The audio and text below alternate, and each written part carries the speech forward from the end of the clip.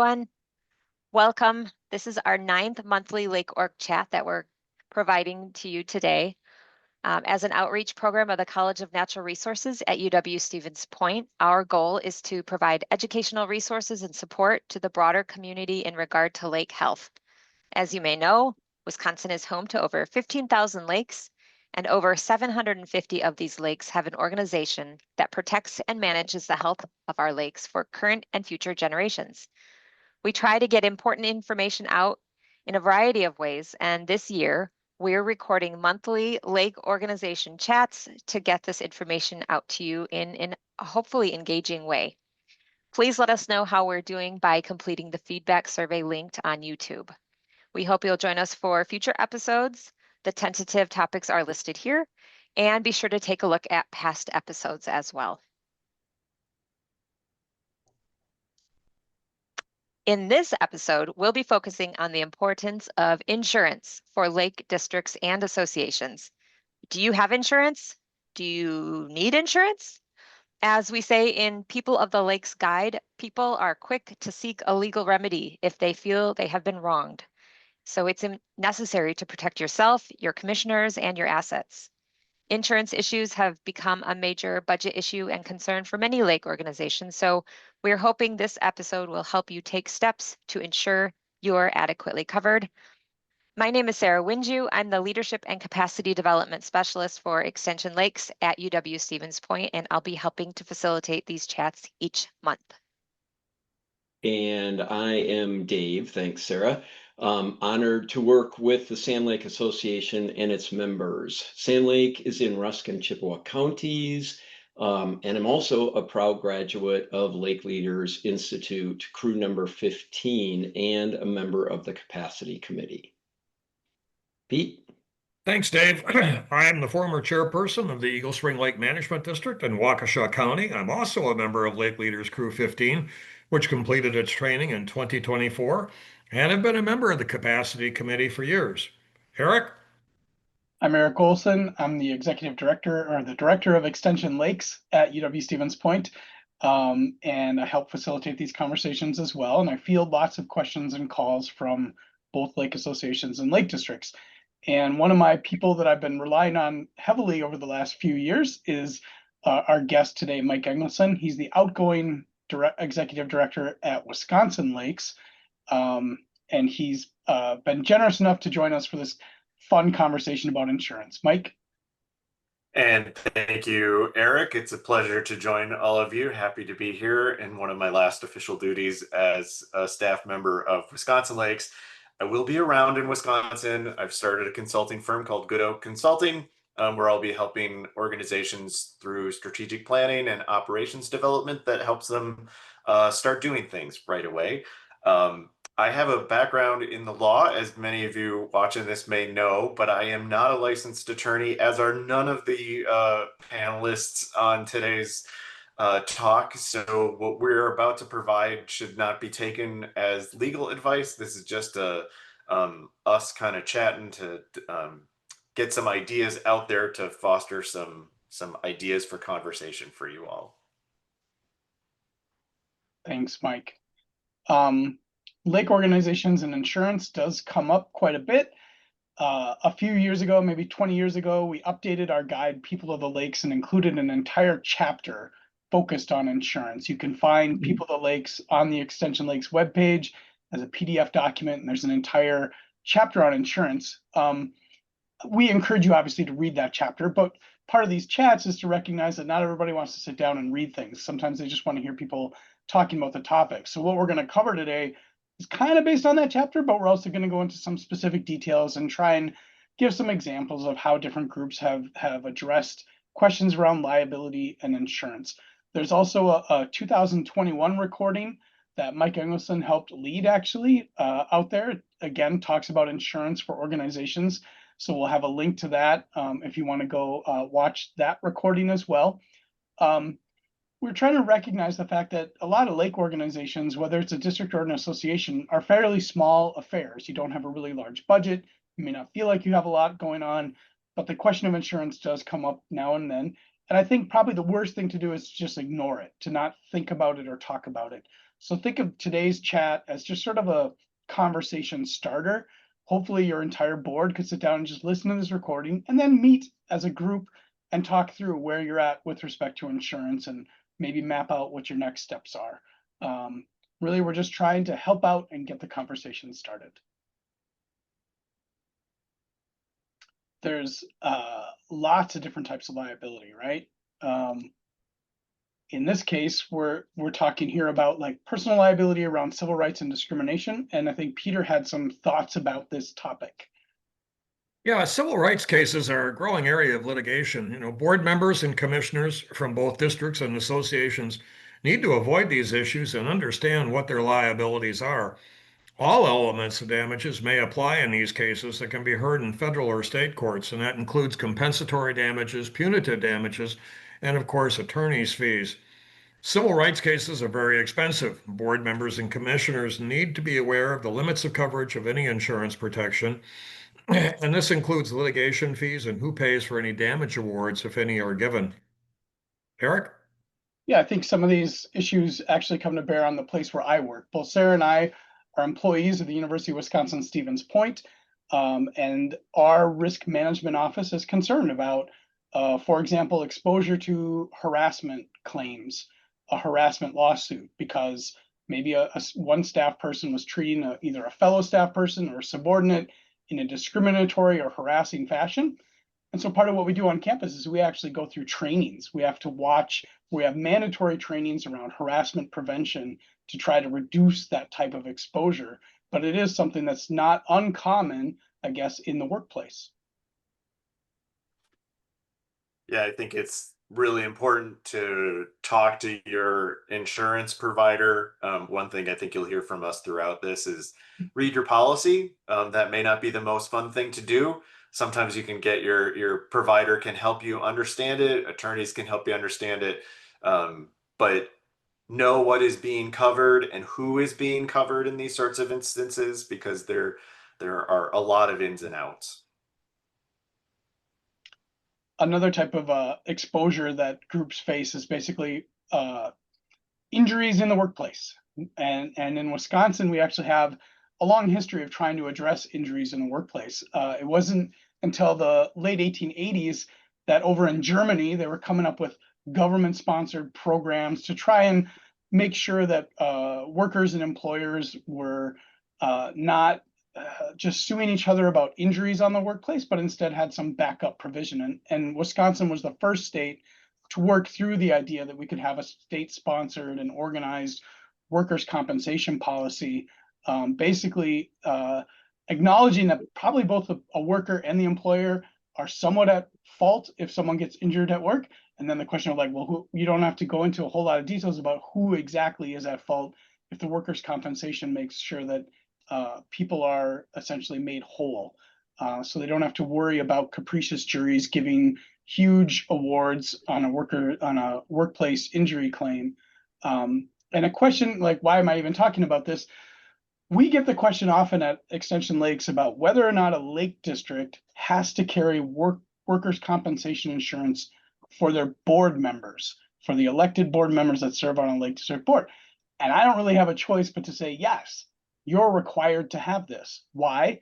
Because the state statute, which is kind of highlighted here, chapter 102.07, the state law that defines this workers' compensation program defines anybody who is employed or elected or involved in state government or all the local governments involved in the state of Wisconsin, including lake districts, as an employee. So right away, that's it. You're defined as an employee because you're involved as an elected official, even as an appointed official, you have a role. And so it's really important to just acknowledge that as a lake district that you're going to have to do this.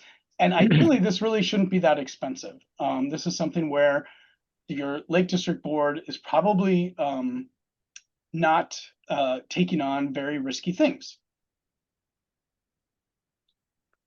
And I think it's important to note that like there is a difference. First off, we shouldn't assume that everyone understands there's a difference between a lake district and a lake association. Lake districts are local forms of government. Lake associations generally are nonprofit corporations under Chapter 181 of the Wisconsin statutes, who really probably only are required to have workers' compensation if you're paying someone. So there's a difference between covering your directors and your officers through directors and officers insurance, which we'll talk about later, than through workers' compensation. Yeah, and I think a lot of organizations also kind of look at this question of workers' compensation, and they would, if they're a nonprofit and they say, well, we're all volunteers, then the volunteers don't necessarily require this.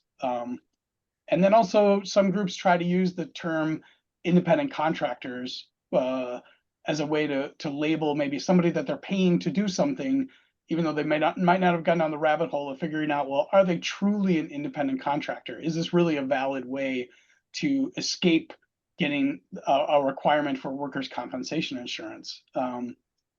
And generally when people ask me about this, I say, that independent contractor, especially if it's like a boat landing monitor for Clean Waters, they probably are actually an employee, and you probably should cover that insurance. And in fact, that's on our next slide. We want to talk about Clean Waters in specific, because this question comes up quite a bit. Yep. Yeah, it does. And in the past, our association has hired third-party nonprofit to manage our Clean Boats, Clean Water employees at our boat landings throughout the summers. But this past year, that wasn't available to us. So we had to make a bunch of changes within the organization to not only figure out what do we need from an insurance perspective, what do we need, how do we take taxes out and get the payroll done and all of that. And so one of the key learnings that we had was we absolutely, because now the association is an employer, we need workers' compensation insurance. We did get workers' compensation insurance. We maybe didn't do it as immediately as we should have. Lesson learned. So we do now have workers' compensation insurance. It does cover the employees, which typically we have 1 or 2 employees at our boat landing throughout the summer. The other thing to think about is other events that you have on your lake or that the association or district are sponsoring, such as boat parades, fireworks, and fundraisers, and how do those affect whether or not you need insurance and what type of insurance do you need for your association or district. Those are things you need to talk to your insurance provider about. And Dave, I don't want to pick on you and your organization too much, but this slide and the images we're showing, these are page grabs from the surface water grant guidance from the Wisconsin DNR. Yep. The state of Wisconsin essentially distributes about $1 million out to lake associations and lake districts and county governments and other entities to staff up, to basically say, yes, we understand we're going to have people at boat landings who are talking to boaters as they come and go, explaining to them what the laws are and helping them to identify where they might be transporting invasive species from one lake to another. And this entire grant program does identify that workers' compensation is a legitimate expense, that it can actually be included in your grant request to the DNR. So Dave, not to put you on the spot, but did you include the cost of workers' compensation in your grant request to the DNR? So for our grant for 2025, because we were working with the third party to staff that, we did not. However, when we submit our grant for 2026, yes, it is a line item in our grant request. Nice. Yes. And so this is just one little encouragement to anybody watching this. If you're in a lake organization that actually does run your Clean Boat, Clean Waters program, think about making sure that that expense is included in your grant request.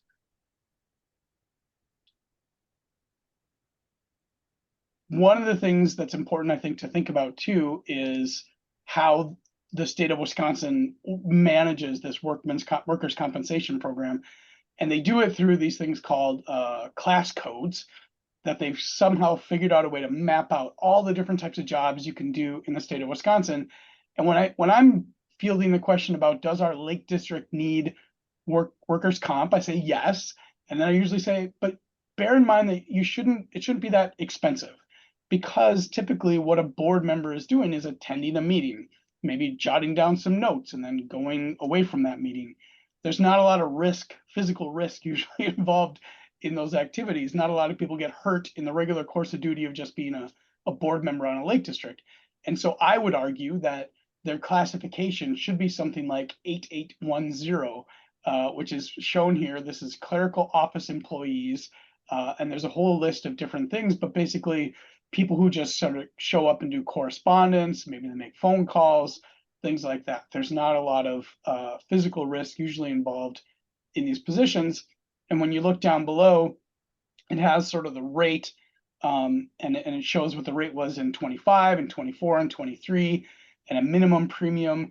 The minimum premium has actually been going down, or the rate has been going down, probably because, again, this is an insurance system that doesn't have a marketing expense or advertising expenses. All they have is sort of like, here's the risk pool, the people that are covered, here's what we pay out. And if there aren't a lot of payouts, then they can actually lower the rate that they're charging for these different things. Dave, sounds like you also had an experience with the WCRB class codes. Yep, we did. So when we went to find workers' compensation insurance, we had called a broker based in Wisconsin, and that broker was like, well, what do you guys do? We explained that, obviously we've got our board, but we have employees that educate at our boat landing. We have a single boat landing on Sand Lake, and they're there to educate and inform people about aquatic invasive species. So she was like, oh, okay, well, I don't know what the code for you guys would be. So she called the Wisconsin Compensation Rating Bureau. Actually, she called twice, because the answer she got the first time, she was like, this code seems odd for what you guys are doing. And she told me about the code, and it was 9410 sanitary. And I'm like, well, we're not doing anything sanitary like. She called back again, and they reaffirmed that that was it. And so we got assigned this particular code, which in our case was 9410. And the interesting thing is you are audited on a yearly basis to make sure that you've got the right insurance and that you're paying the appropriate amount of premiums. And she said, at the end of the year, when you guys get audited, especially after your first year, they may correct that code, which could make your rates go either up or down, but we'll go with what they said. It's documented in your file that they picked this code for you and your association for this year. I think it's fair to think about, like, when you described a boat landing monitor, that doesn't quite fit what I have up on the screen here as a clerical office employee, right? That a Lake District board member, you have to be pretty straightforward, I guess, or honest in telling them what this person's going to do. Because if, as a Lake District board member, they are also serving as a AIS prevention monitor at the boat landing, things get maybe a little more complicated. Or if they are also operating a weed harvester on your lake. Yep, exactly.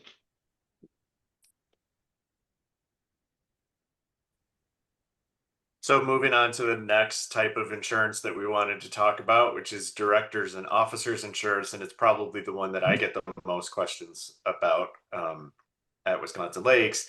So it's important to understand what directors and officers insurance is, and what the factors are that would go into making a decision as to whether or not your organization needs it. So what directors and officers insurance does is it covers the cost of your director or your officers if they are sued. And depending on whether you are a lake association or a lake district, you may or may not be required, if asked, to provide coverage, provide funding to the costs of those attorneys' fees and whatever costs would be incurred in the individual defending themselves against a lawsuit. So what for lake associations, and again, this does not apply to lake districts, but for lake associations, as an organization, you are required to provide that sort of backup. It's called indemnification. So if someone is sued for doing something doing something in the normal course of duties as a director of your organization, they can come to the organization and say, I need you to cover my attorney's fees and whatever the results of this lawsuit are. So one way to help your organization, to protect your organization from those costs, is to get directors and officers insurance. So that insurance then pays out those costs. You can also get it's called D&O insurance colloquially. So you can also get D&O insurance if you're a lake district. It's not the same level of requirement of indemnification of your commissioners, and the liability limit because it's a governmental body, there are limitations on the amount of liability that a district commissioner, say, could come under. But it's a way to provide some level of comfort for someone that you're asking, will you be a director? Would you be interested in running to be a commissioner? To say, I know that the organization is going to have my back if something happens and I get sued. Because even if you're not actually liable for whatever it was that you're being sued for, attorney's fees can get pretty hefty. You could end up owing $50,000, $100,000 as an individual, just to prove that you are not actually liable. Directors and officers insurance will allow the organization to help you pay that or pay that in full. And Peter, I think you're an example of a lake district that did go ahead and get D&O insurance for the Lake District Board. Is that right? Yes, we have directors and officers insurance for our lake board. And I think it's important that, as part of this process, that you keep the people who are sitting on the board aware of what coverage they have, what limitations they have, and allow them to understand what coverage is provided should something happen. This is one of the more critical functions or areas really for any person who is serving on a board, whether it's a lake district or, for that matter, an association, to fully understand what their liabilities are so that they can make an informed decision. And Mike, back to you. The thing on the slide here talks about a benefit of joining the Wisconsin Lakes organization as a member organization. So lake associations, if they pay dues to Wisconsin Lakes, are eligible for something? Yes. So if you are a current member in good standing of Wisconsin Lakes as an organization, and you are a lake association, so this doesn't apply to lake districts, we have an umbrella policy that that the Horton Group has helped us get through a different insurance company, but it will provide you with directors and officers insurance. There is still a premium, which is competitive with what you would pay for a D&O policy on the open market. I think right now it's around $600. It's maybe a little less than that annually,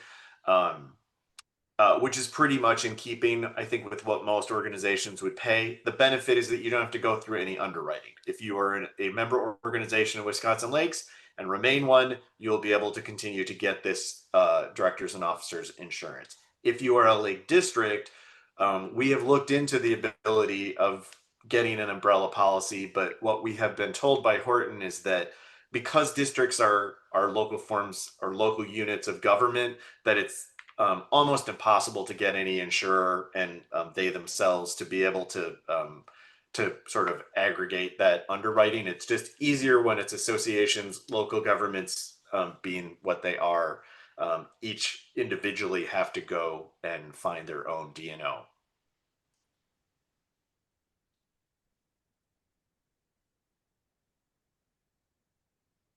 I think one of the questions that whether you're a lake district or an association needs to ask itself is, does it own, or for that matter, does it lease any forms of equipment? Most people, I think, are familiar with auto insurance, but there are a few different factors that need to be considered when a policy is held by an organization or a government. The standard coverage requirements for private vehicle owners in Wisconsin, which haven't changed in years and years, do apply to organizations and governments as well. The current minimum coverage for automobiles or vehicles in Wisconsin is $10,000 for property damage, $25,000 for death or injury to one person, or $50,000 for death or injury to another person. However, these coverage limits are really grossly inadequate when you consider that a wrongful death award, which is commonly awarded in deadly vehicle accidents, are capped at $500,000 for the death of a minor and $350,000 for the death of an adult. In certain circumstances, a person driving on behalf of an organization or government body in their private vehicle may mean that the organization could incur some liability for their actions. It's important for, I think, everybody to verify, what your agents have. That would be your employees. If they have insurance coverage, what the limits of those insurance coverage is.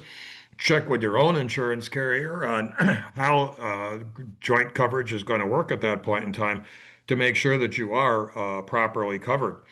And I think one of the newest ripples that we've got out there, and many communities are now allowing ATVs on public highways. Those vehicles are not required to have insurance, but most certainly the operators of those vehicles can be found liable for their actions. And of course, passengers can be hurt in an accident which could incur some liability. One of the other decisions that needs to be made and updated relatively frequently is whether or not you need comprehensive insurance. Comprehensive insurance covers things like hail damage or glass damage to vehicles, which can be an important source of coverage if the vehicle is new. But as the vehicle gets older or the equipment gets older, it may not be worth paying for this for the equipment. And I think the key lesson on this is once you get insurance, just letting it sit and renew every year is probably something that you want to avoid. You need to really look at what your coverage is and update your policy as needed. Many lake districts and associations are going to pick up what's called inland marine damage or inland marine coverage. And that's a general schedule of coverage that provides protection for things like harvesters and watercraft and docks and other movable equipment. One thing to consider when you're purchasing this equipment and to keep updated is whether or not that insurance coverage is going to pay for the replacement of the item, which is obviously more expensive, or the actual cash value of the equipment, which may be much less than its replacement value, but is something to consider, of course, if the equipment is older at that point in time.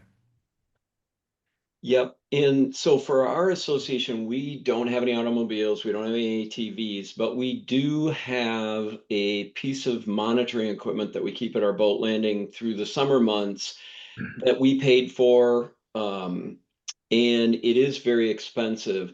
So we have to talk as the board and decide, is that something that we should cover with insurance or is it not? Is the risk reward worth it?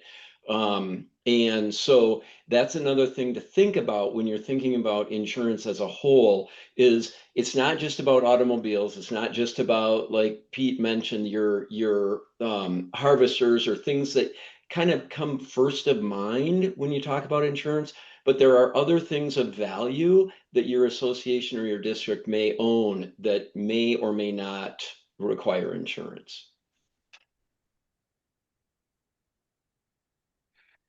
Another common type of insurance issues that we deal with has to deal with buildings and properties. And I think the question is do you own a storage building? Do you lease a storage building? Or do you have a bunch of materials that are tucked away in somebody's garage? The most common insurance that we find with the property insurance has to deal with fire and wind damage, but that usually has a deductible associated with the coverage. The higher the deductible, the less cost for the insurance, but that also raises the possibility that in the event of a claim, you may be on the hook for a sizable chunk of money. There is specialized coverage that can be attained for other things too, like water damage or flood damage, and that may be required by the mortgage or the leaseholder of equipment if you're leasing equipment. One thing that's really critical, I think, is to be sure you buy coverage for only what you need and evaluate your risks. With our Lake District, one of the things that we found when we were reading our insurance policy was that we had earthquake insurance on us, and we also had $1 million in computer coverage.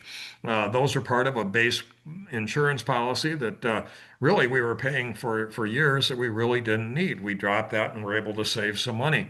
You need to tailor your insurance for what your actual risks are and what you're willing to accept. And as with vehicles, the coverage may be for replacement value of the equipment, which is basically rebuilding it exactly as it was designed, or its actual cash value. That can make a big difference in the price of the policy and what you would receive for a claim. And then there are other types of things. You know, there may be many times when a structure has a minor incident, but the cost of bringing it up to current building codes exceeds the cost of the repair process and the original damage. This is particularly a consideration if you're dealing with an older structure. Do you need increased cost of compliance to bring, for example, a building on up to the electrical code or anything else? Those are all factors that need to be evaluated. And I think the important thing with all of this is, again, to identify what you have, identify what your acceptable risks are, and to work with an insurance agent to buy that coverage which is necessary to meet those risks and acceptable liability, and don't buy any more than what you absolutely need. Good advice. One question that comes up is like, who can be sued? Mike, you're muted.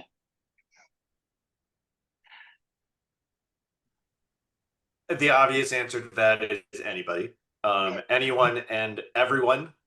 So if you are part of a nonprofit organization, you can definitely be sued. The organization can be sued. I think there are some things to think about that can, when you're thinking about that level of risk. And one is, attorneys don't necessarily like to do lawsuits that they don't think they're going to get some return on. So if you're a very small organization without a whole lot of assets, you're much less likely to get sued maybe than if you're a very large organization that has, you know, $1 million budget and cash reserves of $500,000 or something like that.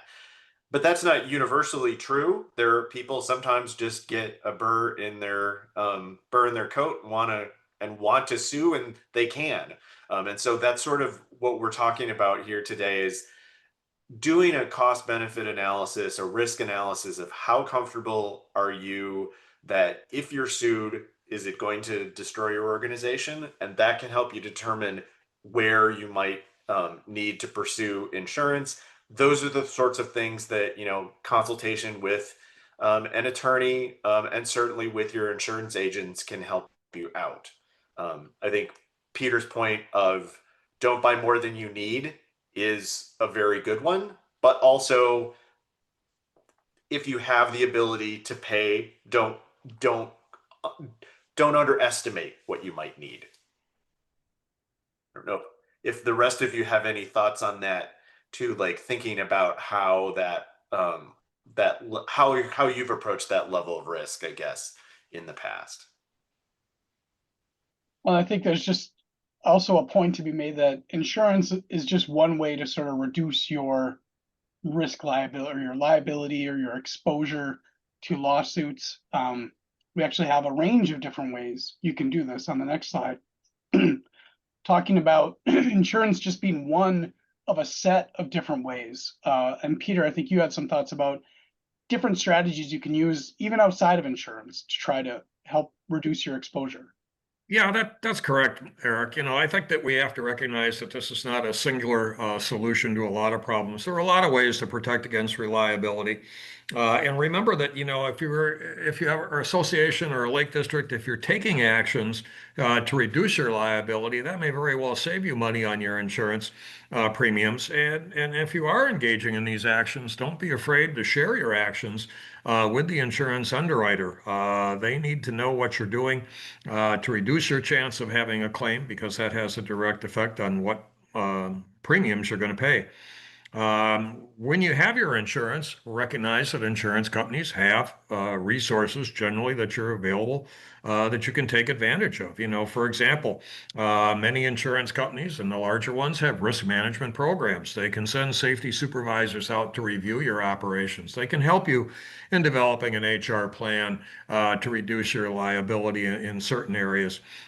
Please take advantage of those programs. In addition, they may have many free online training programs. Eric, you mentioned earlier about your harassment policy. I know our insurance company has online training that you can take.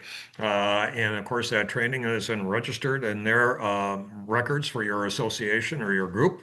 That gives you brownie points as you're working in this. And it can be other training programs as well. You may have requirements for first aid training or CPR or bloodborne pathogen or use of fire extinguishers. And of course, then there can be other little tidbits in there. We found that our insurance carrier would pay for the recharge and checking of fire extinguishers. That saves us, $120 a year. Insurance is also obviously a good idea, but it does, as we mentioned previously, need to be tailored to your specific needs. And this involves that horrible, boring task of sitting down and reading your insurance policy.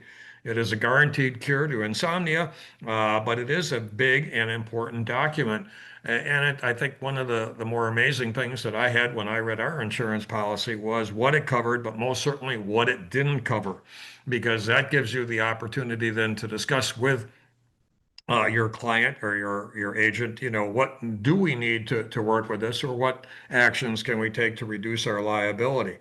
We have various other documents that may be required.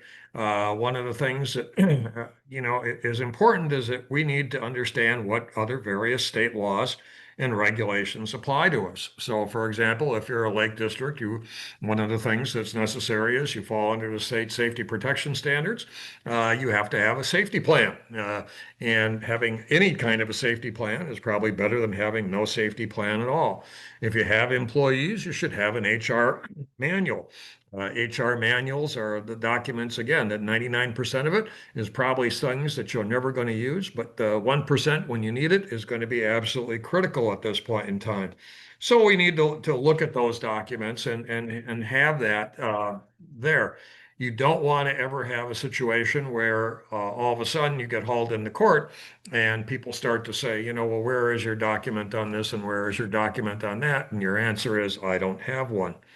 Mike, you had some comments, I know, on dealing with waivers, which are something that's always a concern to lake districts and associations.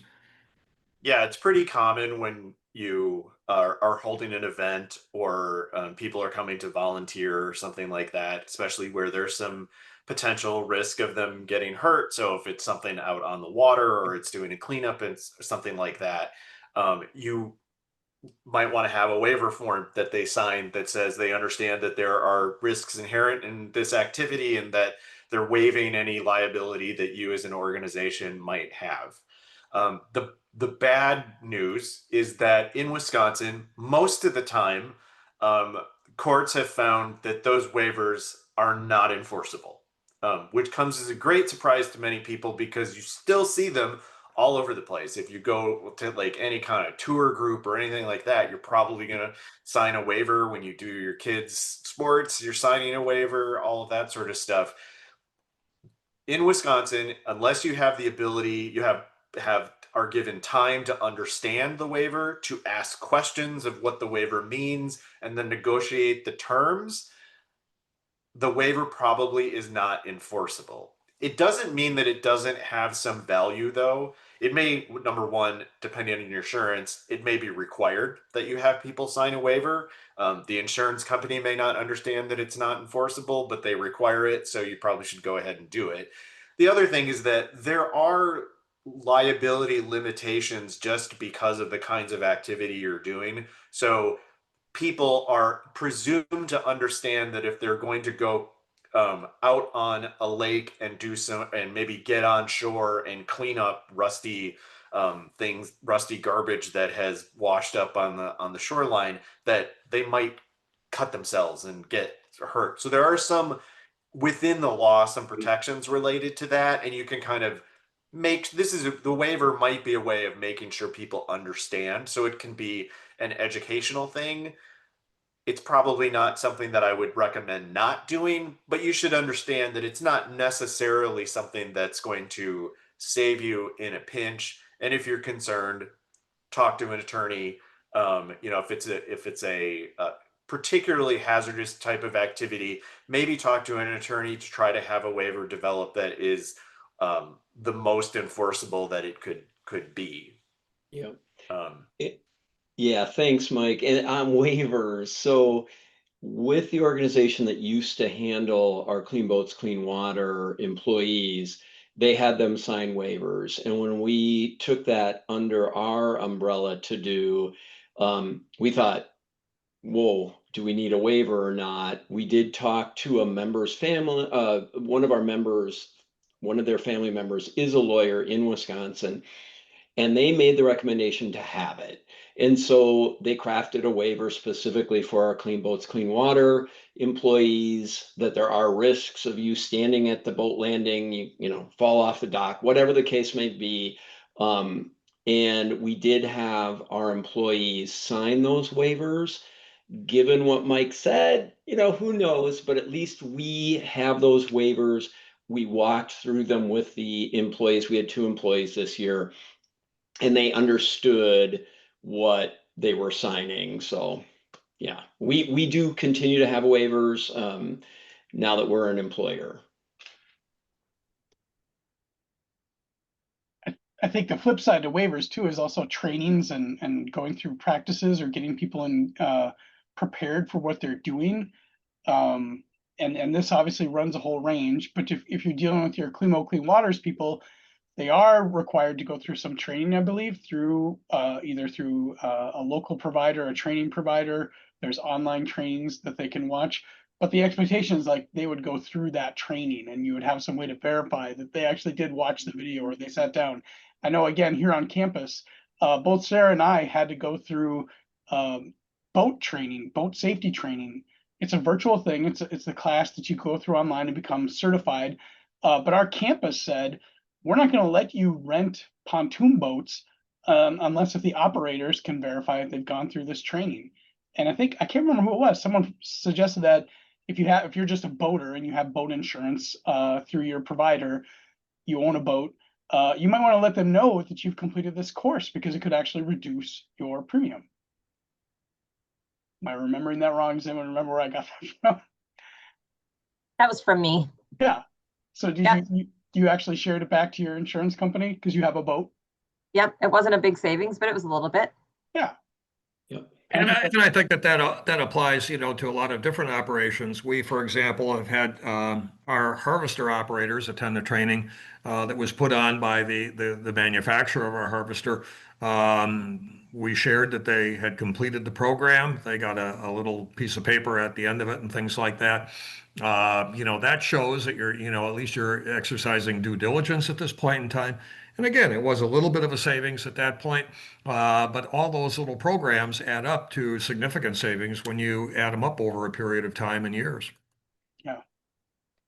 I just want to reiterate reiterate, sorry, they'll edit that out, right? I want to reiterate a point that Peter made about having documents and handbooks and things like that. Very, very important. They will help you out in the end. But sort of the addendum to that is, once you get them, make sure you follow them, because you can be, if you don't follow your own guidelines, that's almost worse than not having the guidelines. So when you get an employee handbook, don't put it on the shelf and forget about it. Make sure that you follow that handbook, or whatever the kinds of policies that you're creating. These things are living documents that need to be reviewed and understood and followed. Good point, Mike.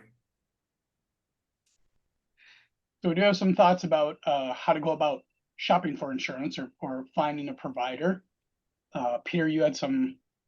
Yeah, shopping for insurance most certainly can be a frustrating task. And I think one of the first things that you have to recognize is, don't get overwhelmed by the process. When you start looking for insurance, it should really begin by identifying what your needs are. What do I own? What are my liabilities? What are my programs? You need to be able to tell your broker, really about your association or organization or district so that you end up with the proper coverage at that point in time. I always think it's a good idea to find a good agent that has multiple carriers. That way, they are able to find a carrier that is best able to meet your needs at that point in time.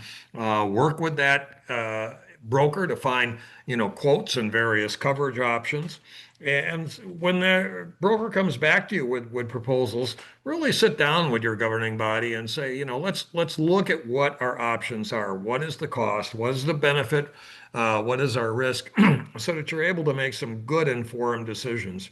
Don't be afraid to review carriers for complaints. You can look at the insurance commissioner's office. You can also look at various other organizations where they have reviews and other things. One of the things that I know a couple of lake districts have done is they actually went and they talked to lake residents who were attorneys and said, what do you think about dealing with this insurance company or another?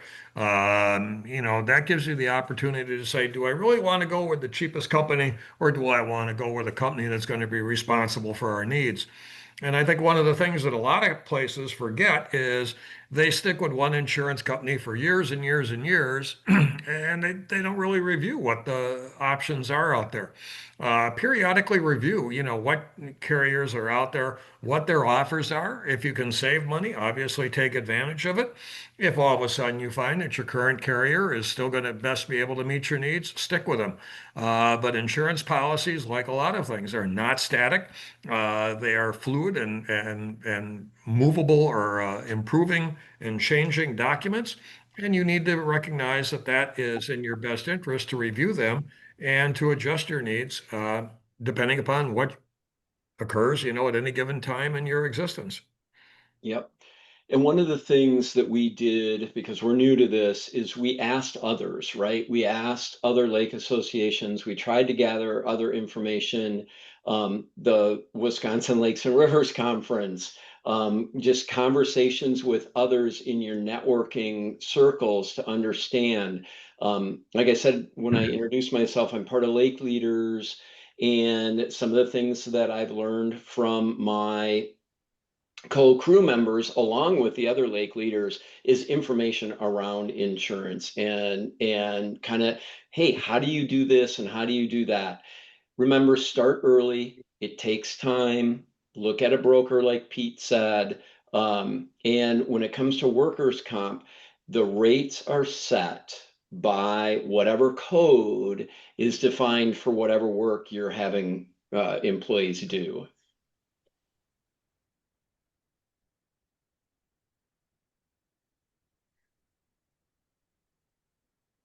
And then again, this whole conversation is just meant to get you started.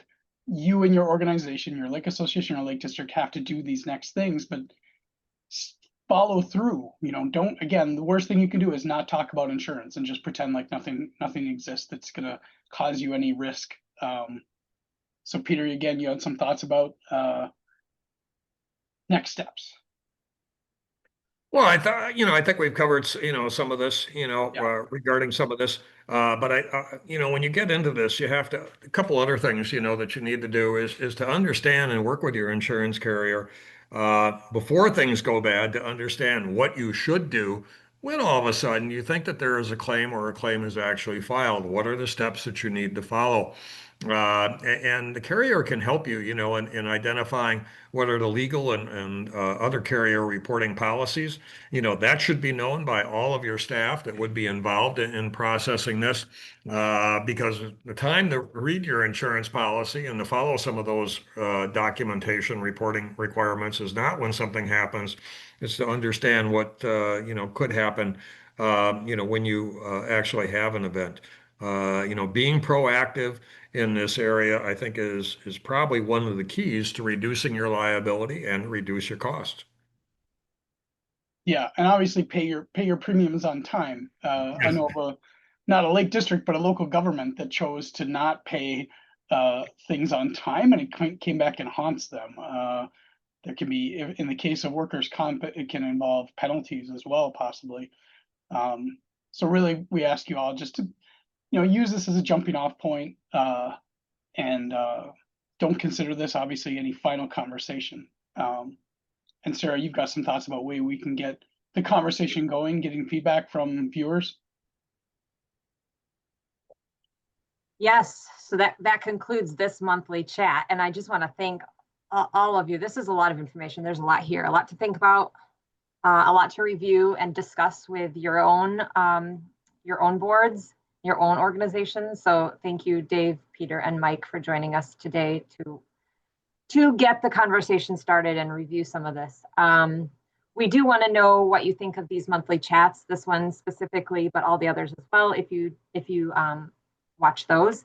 So we do have a feedback form linked in YouTube that I encourage you to just take a minute or two and fill it out and let us know if you benefited from this chat and what future chats you'd like to see next. We do have one coming up next month, will be focused on grants. So be sure to look for that one when it comes out, probably at the end of October, beginning of November. And again, thank you for joining us. Thank you all for your time, and have a great rest of your day.